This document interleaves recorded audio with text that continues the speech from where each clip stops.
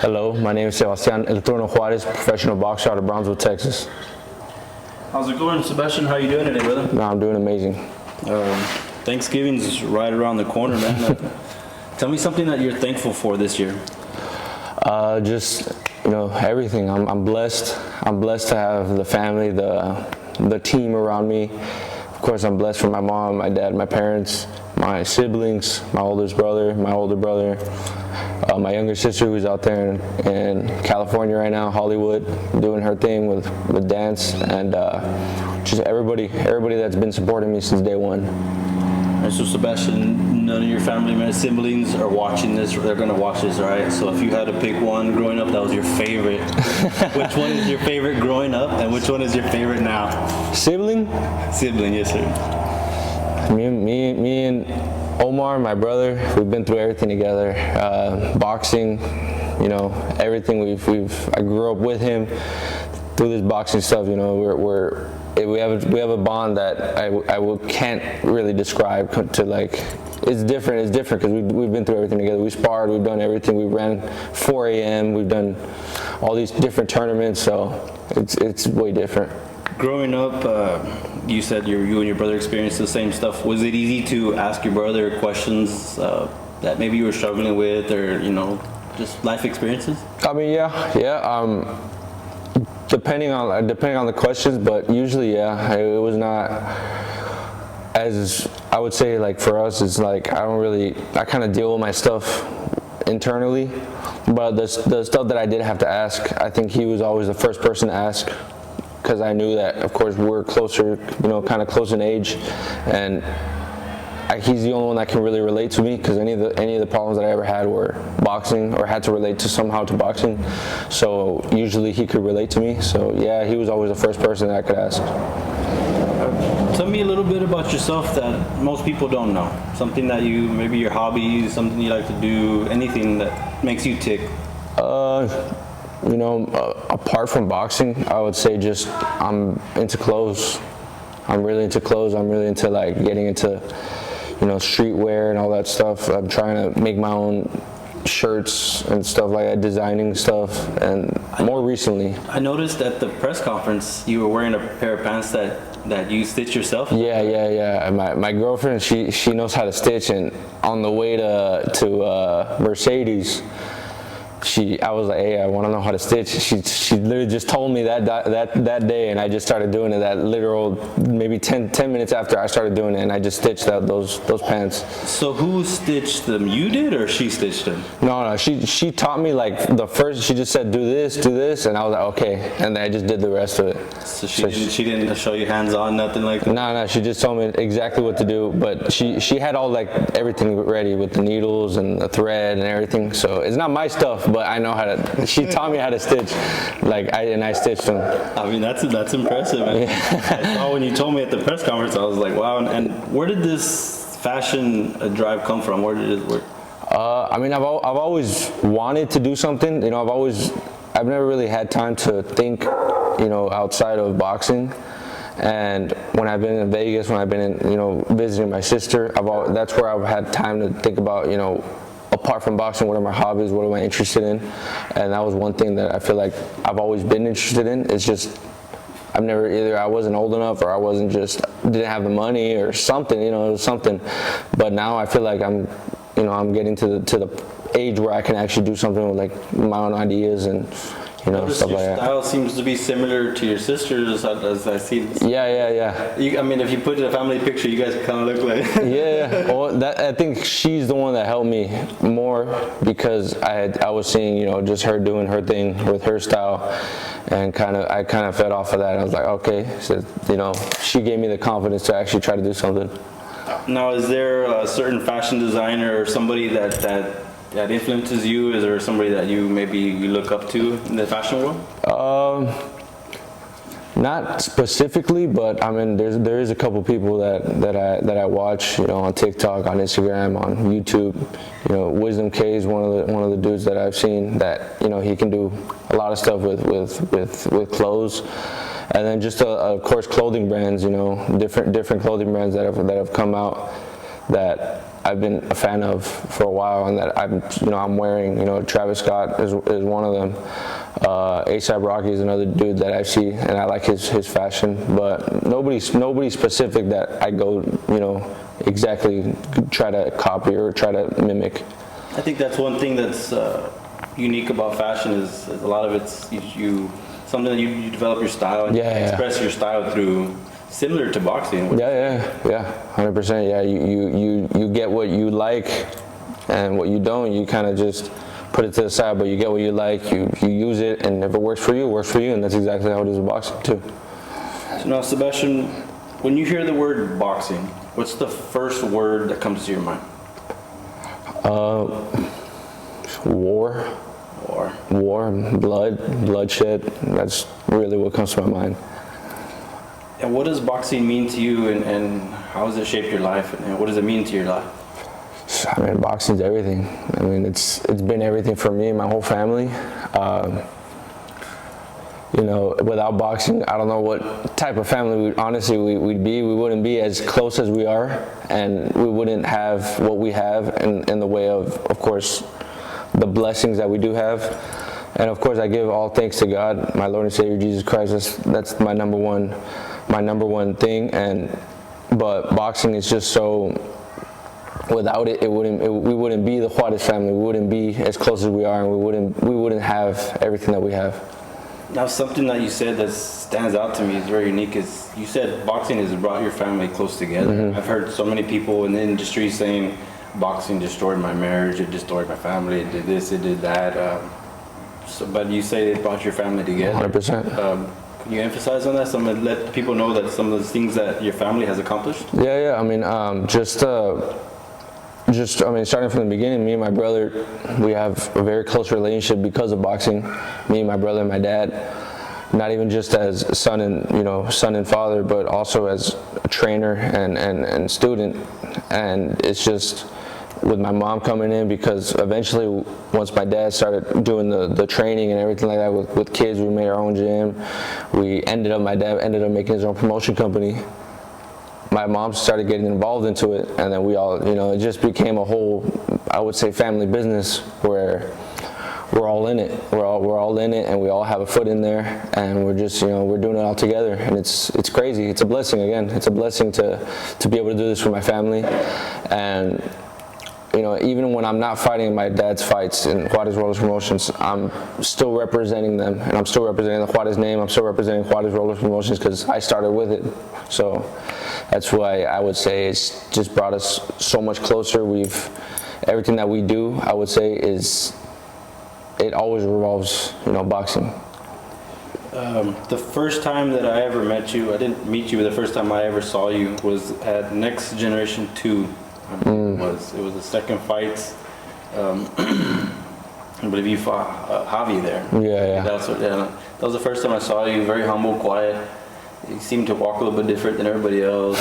Some fighters chatting, having a good time in the locker room. You seem very focused. Every time I've ever seen you in the locker room, you always seem very focused, humble, calm. What keeps you calm during fight day? God. Just putting my trust in God, knowing that I put in all the hard work, my training camp, of course, my coaches, knowing that I put in all the hard work and leaving the rest to God. I did everything I had to do in training camp. I made sure of it, and I know I'm ready.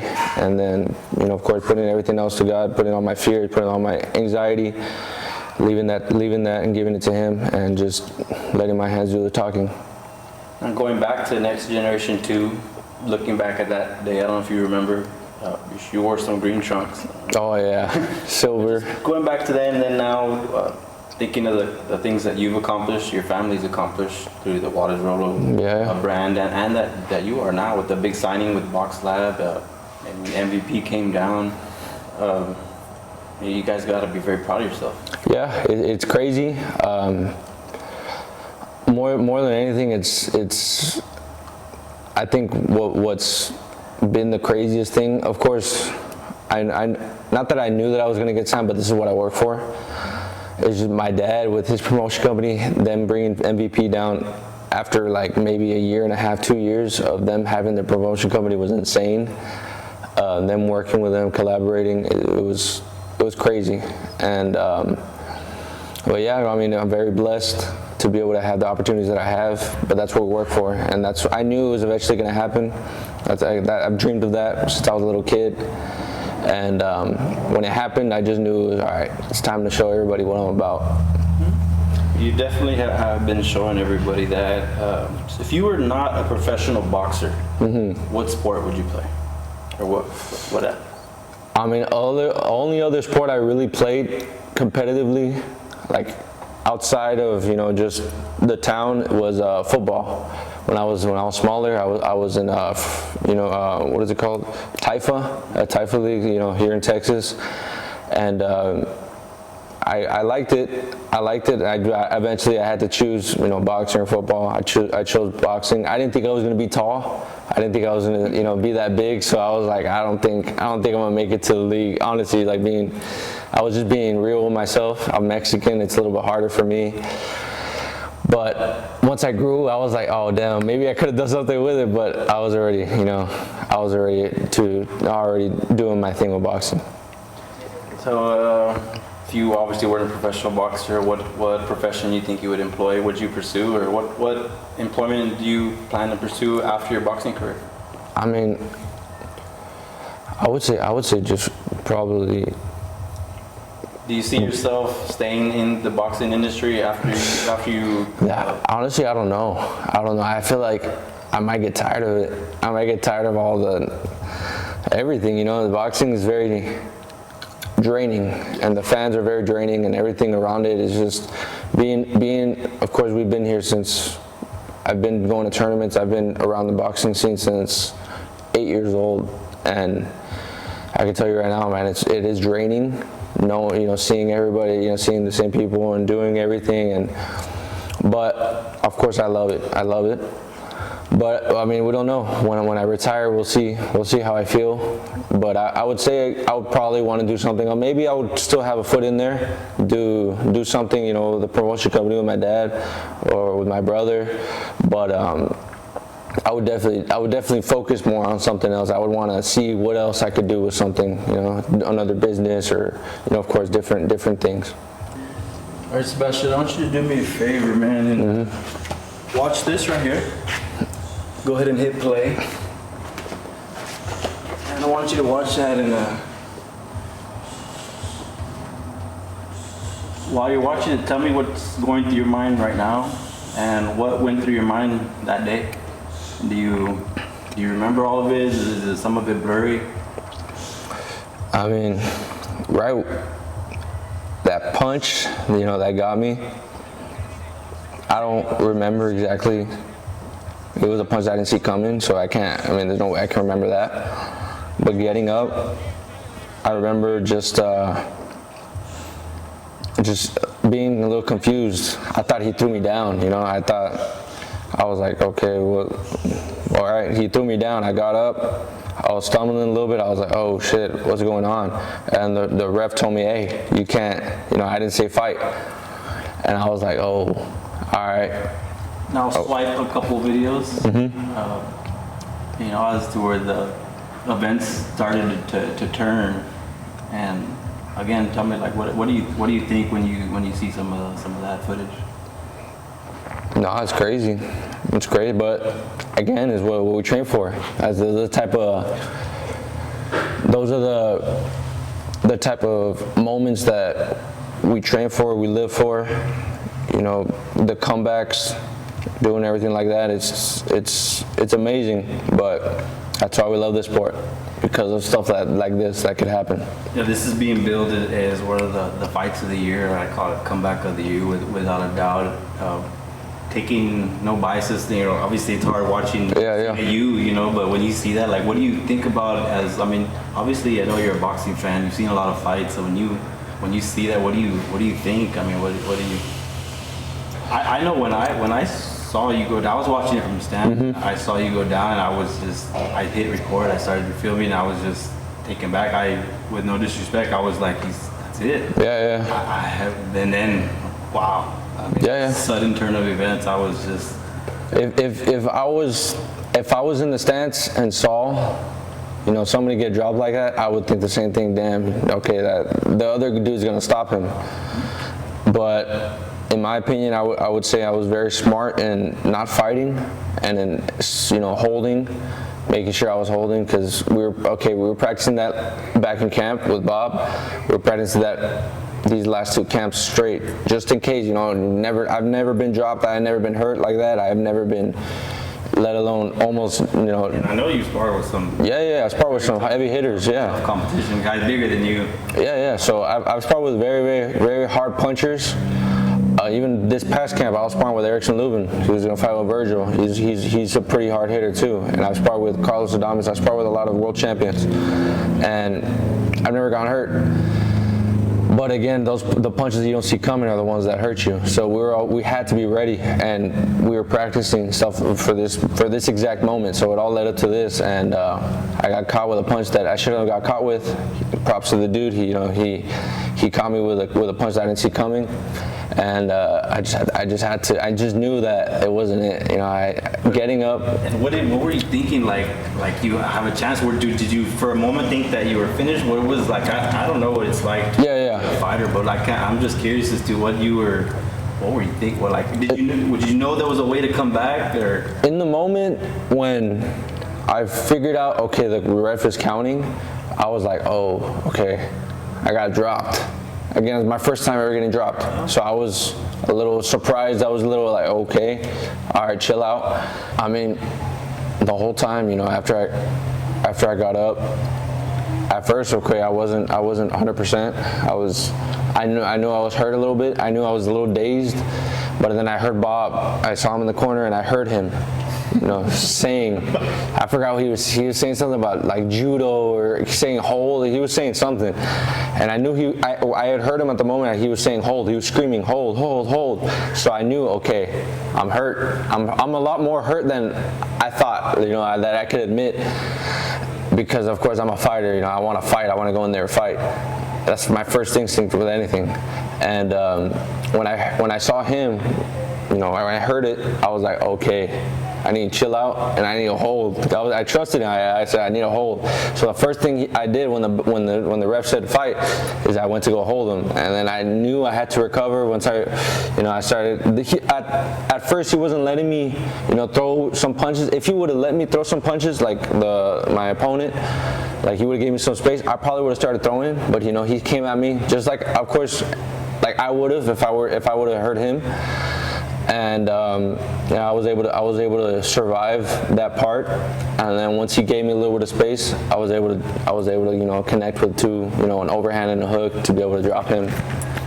Were you? I doubt it, but were you paying attention to the time? Did you know anything of the time, how much left in the round? No. I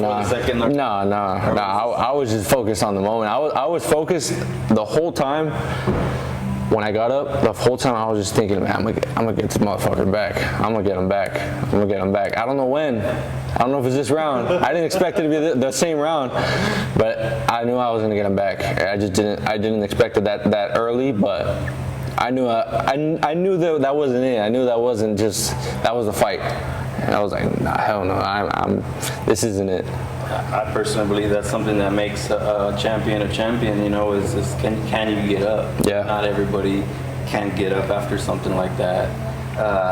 When the ref called it off, what were you thinking after that?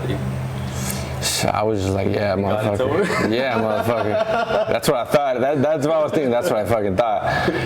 And after that second knockdown, where he was stuck on the ropes, I remember just looking at him and being like, yeah. In my head, I remember saying, yeah, let's do it, let's get it.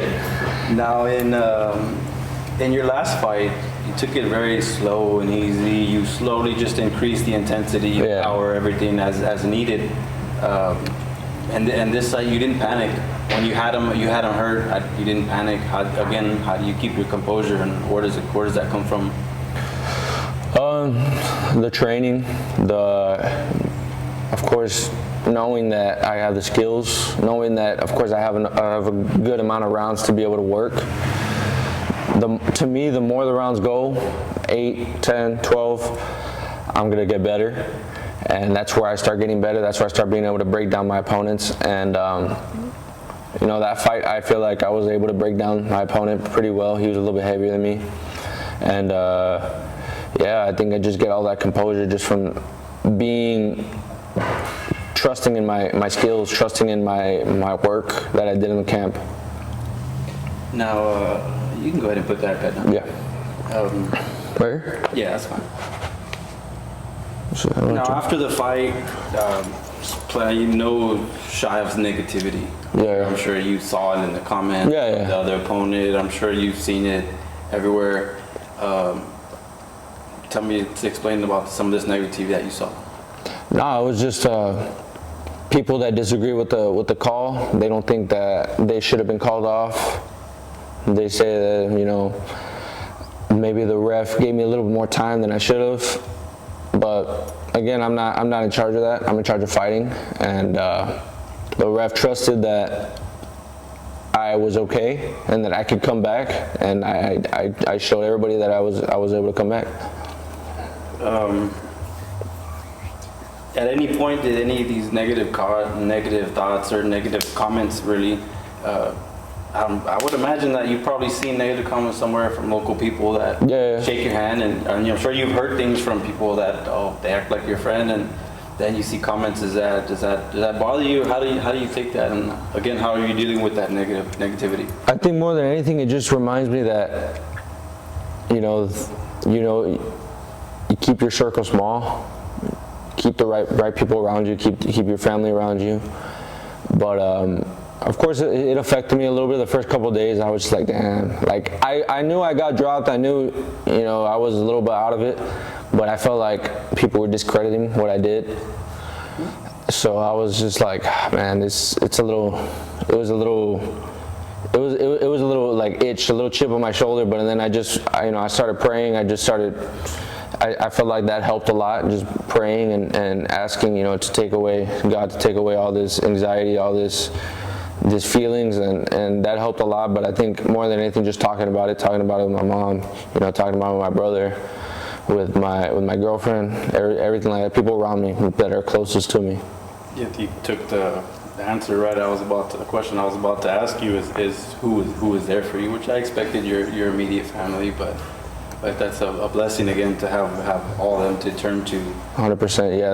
That's why I'm blessed to have a very close family that will be there for me for anything, especially something like that. Nowadays, everybody with social media, everybody's got a strong opinion and everybody's quick to be negative, but nobody's there to cheer you on and to really see the blood, sweat, and tears. What do you want to say to anybody else that's dealt with this negativity, or maybe to some of the amateurs that maybe have a loss and deal with these negative comments? Nah, I mean, it doesn't define you. It's the way I look at it is just it's a lot of salty people that wish that they could be in that, and in the position that I am, or that all these other fighters are, and it just makes me respect a lot of these other fighters a lot, especially the ones that are in the light, the ones that are have this big platform, that have some close fights that they really have no part in the decision. They just fight, and whatever the decision is, what it is, and they win, and they get a lot of backlash for it. It's not their fault. It's boxing, but again, it's just, I would say, boxing fans, they're a little different. Yeah, I would say a little different. I wish, I see, MMA fans, and I get a little jealous. I'm like, man, those guys are a little more lenient. Boxing fans, they're brutal. But again, that's why we love the sport. We always want more as boxing fans. Up until this point in your life, what has been the biggest obstacle that you've ever had to overcome? Biggest obstacle. Was it that fight? Was it that knockdown? It wasn't, maybe. I would say more than anything is just staying consistent. Yeah, or not even the staying consistent. To me, boxing, staying consistent. It's just in me. I've never really had trouble with that. I would say, yeah. I would say the criticism. It was definitely a first. Maybe not the hardest, but it was definitely new to me. It was definitely something where I was like, okay, this is what these boxers are talking about. Durante, Devin Haney, all these guys are talking about. Even Ryan Garcia, when they say that boxing, it can be brutal, especially when the fans and especially the comments and all that. It gets you, and I feel like that would probably definitely something new that. Now I know, now I know the little taste of what's to come later on once I, become world champion, do all these different things that I plan to do. The good thing is that I think your parents raised you with a strong mind to where you can overcome these, and you know where to turn clearly when times get tough. 100%, yeah. I think that helps me a lot. Just being raised the way I was raised, and having, I guess, again, the right people around me. Let's talk about some goals. 6 months, 2 years, 5 years, 6 months. 6 months. Short-term goal. Yeah, fight maybe 2-3 more times. Fight 2-3 more times. Start getting into the conversation of being a contender. Do you feel like you're gonna come out with something to prove, or you're gonna come back to the same? Nah, I always go into a fight knowing that I got a chip on my shoulder, knowing that I have to prove something, and now I'm more motivated to prove more. 5-year goal. 5 years? Yeah. World champion. I'll be 25 years old. Hopefully, world champion in multiple weight classes. Maybe unified, maybe undisputed. Hopefully, God willing, that becomes true. Is there a certain belt that you plan, or a path that you plan to go after first? WBA, WBC, all of them. I want them all. We're going back to 2-year goal. 2 years, I would be 22. Hopefully, fighting for a world title already. Hopefully getting into that conversation of, fighting, getting ranked already, being ranked, and hopefully fighting, so hopefully. We talked about consistency and stuff like that. Recently it came to light that Canelo is no longer on the pound-for-pound list after 7 years. Yeah. Some people might have him, but some don't. Yeah. How do you feel? Is he still on your pound-for-pound list? Man, there's a lot of good fighters right now. Currently, I would say he's either 10 or 11. Yeah. But man, there's a lot of good fighters right now. To me, I would say yes. He's just maybe he hasn't been as active as a lot of these other fighters. But then it's very hard because then he did lose to, I would say, the pound for pound number 1. But he's not a 168 pounder. He's a 154 pounder. So. I respect both, both, being on there, him not being on there, but there's a lot of good fighters at this moment, so it's a tough thing. Alrighty, some rapid fire questions. Yeah. All right, you ready? Yeah. All right, here we go. Speed or power? Speed. Toughness or IQ? IQ. Come forward or counter strike? Counter. Muhammad Ali or Mike Tyson?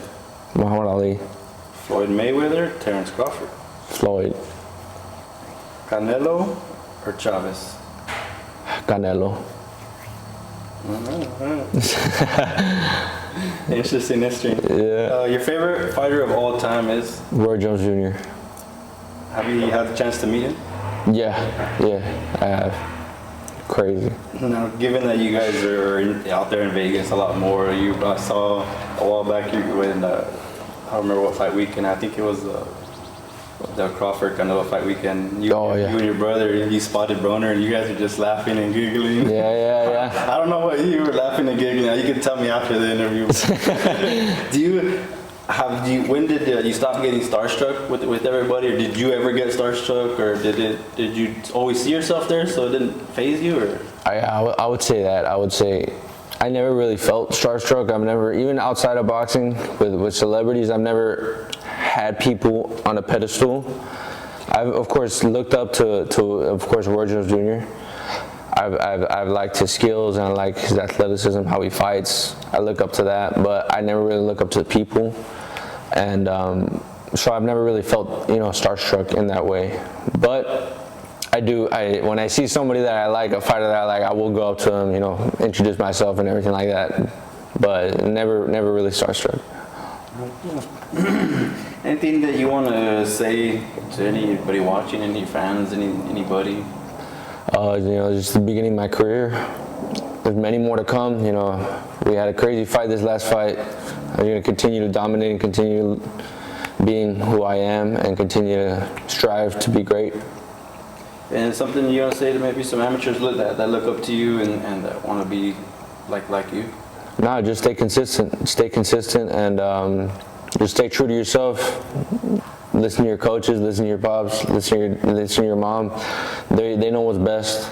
I've always, you know, argued with my dad with everything, you know, with boxing, but in this game, the only people that know what's best for you are your parents, are the people that really care about you, because this game's brutal, especially once it gets to the pros. There's only a little bit of people you can trust, and I feel like the parents, your dad, your mom, they're the only ones that have the best interest for you. So they're the most important people around you. Heck yeah. Touch on a couple things before we wrap it up. How do you keep a smile on your face usually? Usually you seem like a happy guy. Your brother's great at it. I don't know if he teaches you how to do it. But you guys always seem to be smiling and happy. You deal with us media guys. You give us the time that we need. Yeah. And so how do you do that? I just think about, you know, it could be anytime I feel like, you know, I'm cutting weight, anytime I feel like, you know, I'm hungry, I'm always telling myself, man, it could be a lot worse. There's a lot of people that have it worse. I'm very blessed to be able to do what I do. I'm very blessed to be able to walk on my own two legs. I'm very blessed to be able to even use my hands the way I use them. I'm very blessed to be able to run the mountains, you know, even though it hurts. There's some people that would trade in their both arms to be able to run a mountain like I do. So I think about that every day, and I just feel like that's what keeps me smiling, knowing that I'm blessed like that, and knowing that it could be a lot worse. And some people have a lot of worse, so I don't want to take advantage of it. Heck yeah. And the consistency, what drives your consistency? Does it come from your mom, your dad, just you? Is it distilled in you? Or I would say my mom. My mom, she's always been the type of person to say, you know, if you're going to do something, you got to do it 100%. If not, don't do it at all. Even when we were smaller, she never, it was either, again, it was boxing, football, but whichever one I was going to choose, it was going to be 110%. We were going to move, you know, to a different state for football if I was going to choose football. And she's always been like that. She's always been that type of person where you have to be consistent, you have to be disciplined, and you have to do 110% for whatever you do. Okay, well, Sebastion, I really appreciate your time. Congratulations again on your amazing win and everything that you've done leading up to this. You're a role model to the amateurs and to everybody, the way you carry yourself. I'm proud to consider you a friend and somebody that I've got to know, and look forward to your next fight, brother. Yes, sir. Thank you. I appreciate it, Richard. Thank you for your time again, and you have a good one. Yes, sir. Thank you.